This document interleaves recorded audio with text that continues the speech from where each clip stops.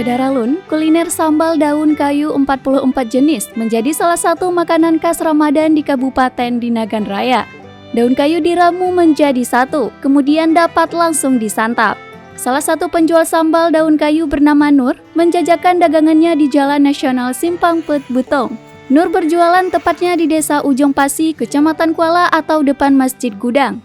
Nur mengaku daun kayu 44 jenis itu dijual hanya pada bulan Ramadan. Ini sambal apa? Sambal daun kayu. daun kayu. Ada berapa macam cuma situ? 44. Berbagai jenis daun ini. Ini khusus khas Ramadan ya?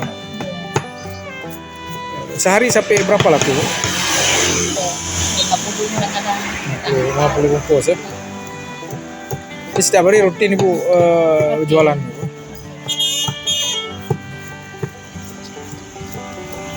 Belum puasa dan enggak buat hari pertama, hari kedua mulai. Kuliner unik ini terdiri dari 44 macam daun yang dipotong kecil-kecil lalu disatukan sehingga siap dijual oleh warga untuk menu berbuka puasa. Dalam sehari, dagangannya laku terjual hingga 50 bungkus dengan harga Rp5.000 per bungkus. Dari Sukamakmur, Rizwan, Serambi On TV.